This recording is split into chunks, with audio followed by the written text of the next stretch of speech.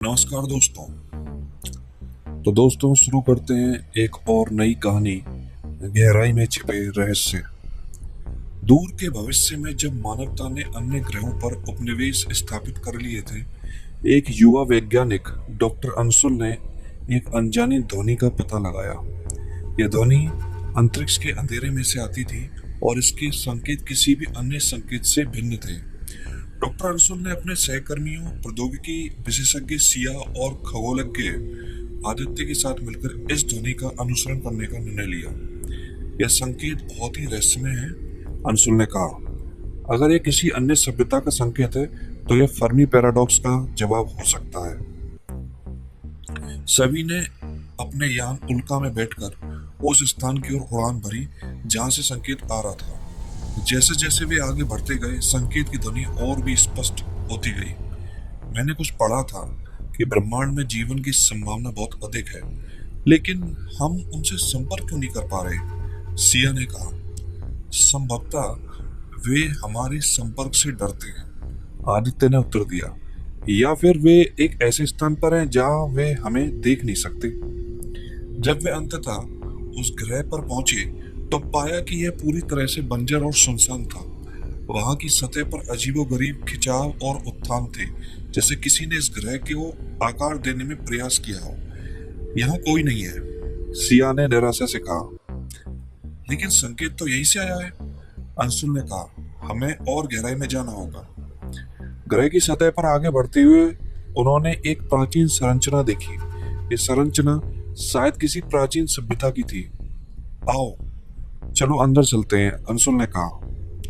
जब वे अंदर गए तो उन्होंने देखा कि दीवार पर अजीब चित्र और प्रतीक थे जो किसी जीवित प्रजाति की यात्रा को दर्शाते थे।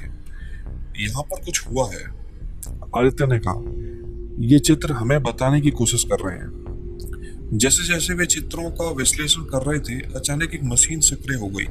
उसने संकेतों को पुनः सक्रिय किया और वह ध्वनि फिर से गूंजने लगी। ये वही ध्वनि है, सिया ने चौंकते हुए कहा। लेकिन इसका क्या अर्थ है? अंशुल ने कहा। शायद यह हमें कुछ बताने की कोशिश कर रही है, आदित्य ने कहा। हमें इसे समझने की जरूरत है। जैसे ही उन्होंने मशीन को सक्रिय किया, चारों ने महसूस किया कि समय के प्रवाह में एक परिवर्तन आ रहा है। सब कुछ धीरे धीरे रुकने लगा। क्या हो रहा है? सिया ने घबराते हुए कहा। यह एक समय चक्र है, अंशुल ने कहा। हम अतीत में जा रहे हैं। उन्होंने देखा कि चित्रों में जीवन और सभ्यता के उत्थान और पतन को दर्शाया गया था। धीरे धीरे वे उस समय के एक दृश्य में पहुंच गए जहां सभ्यता अपने अंत की ओर बढ़ रही थी। वहां उन्होंने देखा कि प्राचीन सभ्यता अपने विकास के अंतिम चरण में थी। वे अपने तकनीकी प्रगति के कारण एक दूसरे से दूर होते गए।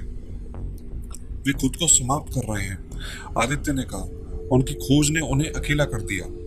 क्या यह हमारे साथ भी हो सकता है? सिया ने पूछा। हमें इस चक्र को तोड़ना होगा, अंशुल ने कहा। हमें इसे समझकर आगे बढ़ना होगा। जैसे ही समय फिर से सक्रिय हुआ, उन्होंने पाया कि वे वापस अपने घर पर लौट आए हैं, लेकिन अब उनके पास उस प्राचीन सभ्यता का ज्ञान था। हमें इस ज्ञान को साझा करना होगा, अंशुल ने कहा। हमें बताना होगा कि वे अकेले नहीं हैं। लेकिन जैसे उन्होंने इस ज्ञान को फैलाने का प्रयास किया, उन्हें एक नया संकेत मिला। इस बार एक चेतावनी। वे पुनः उस ग्रह पर लौट आए जहां से संकेत आ रहा था, लेकिन वहां सब कुछ बदल चुका था। क्या यह वही स्थान है? सिया ने कहा। यह बदल चुका है, अंशुल ने कहा। हमें इसका रहस्य जानना होगा। तभी उन्होंने देखा कि वहां एक और मशीन थी जो और भी अधिक शक्तिशाली थी। हमें इसे चालू करना होगा, आदित्य ने कहा। शायद इससे हमें पता चलेगा कि यहाँ क्या हुआ है। जैसे ही उन्होंने मशीन को चालू किया, अंधेरा चारों ओर फैलने लगा। संकेतों का पुनरुत्थान हुआ और चारों ने देखा कि समय फिर से उलटने लगा। यह क्या हो रहा है? सिया ने चिल्लाया। हम एक और अतीत में जा रहे हैं, अंशुल ने कहा। हमें यहाँ से भागना होगा। लेकिन अंधेरा उन्हें रोकने लगा। वे एक नए ग्रह पर उतरे, लेकिन अब यह बिल्कुल भिन्न था। चारों ओर जीवन था, लेकिन यह एक ऐसा जीवन था जिसे वे नहीं समझ पा रहे थे। यह क्या है? आदित्य ने कहा। यह अलग है, लेकिन यह जीवन है, सिया ने कहा। क्या हम यहाँ भी किसी के संपर्क में आ सकते हैं? हमें समझना होगा यह सभ्यता क्या है, अंशुल ने कहा। हमें उन्हें ढूंढना होगा। वे उस ग्रह पर खोज शुरू करते हैं और जल्द ही एक सभ्यता के संपर्क में आते हैं, लेकिन ये सभ्यता बिल्कुल अलग है। वे हमें नहीं पहचानते, आदित्य ने कहा। शायद वे हमारे से संपर्क करने से डरते हैं, सिया ने कहा। हमें उन्हें दिखाना होगा कि हम मित्र हैं, अंशुल ने कहा। हमें अपने अनुभव साझा करने होंगे। जब उन्होंने इस नई सभ्यता को अपने अनुभव बताए तो वे डर गए।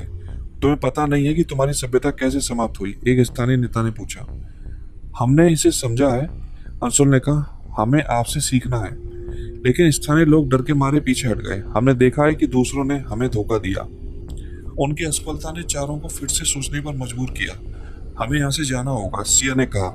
हमें एक नया तरीका खोजना होगा।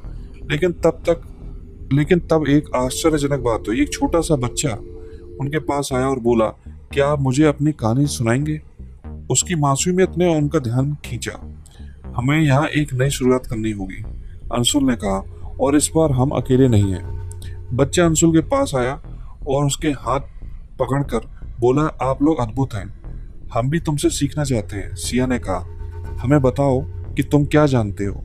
बच्चे ने मुस्कुराते हुए कहा, मैं जानता हूँ कि हमें एक दूसरे की मदद करनी चाहिए। यह तो वही है जो हम भी कहना चाहते हैं, आदित्य ने कहा। हमें सब मिलकर एक अंधकार को समाप्त करना होगा। बच्चे के विचार ने स्थानीय लोगों को जागरूक किया। शायद हमें एक और मौका देना चाहिए, एक स्थानीय नेता ने कहा। अगर वे सच में दोस्त हैं तो हमें उनसे जानना चाहिए। इस तरह चारों ने उस सभ्यता के साथ मिलकर काम करने का निर्णय लिया। हम सब मिलकर इस अंधकार को समाप्त करेंगे, अंशुल ने कहा। हमें सभी जीवन के प्रति एक नई दृष्टिकोण के साथ आगे बढ़ना होगा। जैसे ही उन्होंने एक साथ काम करना शुरू किया, उन्होंने देखा कि धीरे धीरे स्थानीय लोग भी उनके विचारों को समझने लगे। शायद हमें भी अपनी अतीत से सीखना होगा, एक युवा स्थानीय ने कहा। हाँ, हमें अपने अनुभव साझा करने होंगे, सिया ने कहा। हम सब एक परिवार हैं। चारों ने मिलकर एक नया समाज बनाने की दिशा में एक कदम बढ़ाया, जहाँ सभी के जीवन के प्रति सम्मान था। जैसे ही समय बीतता गया, उन्होंने एक नया संकेत प्राप्त किया। यह संकेत और भी स्पष्ट था, और अब यह एक चेतावनी नहीं बल्कि एक आमंत्रण था। यह हमें क्या बताता है? आदित्य ने पूछा। शायद यह हमें और जीवन की ओर ले जा रहा है, अंशुल ने कहा। हमें इसके पीछे रहस्य को जानना होगा। उन्होंने अपने यान उल्का को फिर से तैयार किया और नई यात्रा की ओर बढ़ने लगे। अब हम जीवन के नए रूपों को समझने जा रहे हैं, सिया ने कहा। और इस बार हम जानबूझकर एक दूसरे की मदद करेंगे, अंशुल ने कहा। हम अकेले नहीं हैं। उनका यान अंतरिक्ष की अनंत गहराइयों में चला गया और उन्हें समझ में आया कि ब्रह्मांड कितना विशाल और रहस्यमय है। अंततः उन्होंने समझा कि फर्मी पैराडॉक्स का मतलब केवल यह नहीं है कि जीवन कहीं और नहीं है, बल्कि यह भी है कि हमें एक दूसरे से सीखने की जरूरत है। क्या हम वास्तव में अकेले हैं? नीरज ने पूछा। नहीं, हम एक दूसरे से जुड़े हैं, अंशुल ने उत्तर दिया। हमें इस गहरे अंधकार में एक नई रोशनी खोजनी होगी। वे एक नई शुरुआत कर रहे थे और इस बार उन्होंने अपनी यात्रा को एक नया अर्थ दिया। ब्रह्मांड के अंधेरे में नए संकेतों और कहानियों का इंतजार था और उनकी खोज केवल अब शुरू हुई थी। तो दोस्तों, इस तरह ये कहानी खत्म होती है। धन्यवाद। अगर आपको हमारी सुनाई हुई कहानियाँ पसंद आ रही हैं तो कृपया हमारे चैनल को लाइक और सब्सक्राइब करिए। धन्यवाद।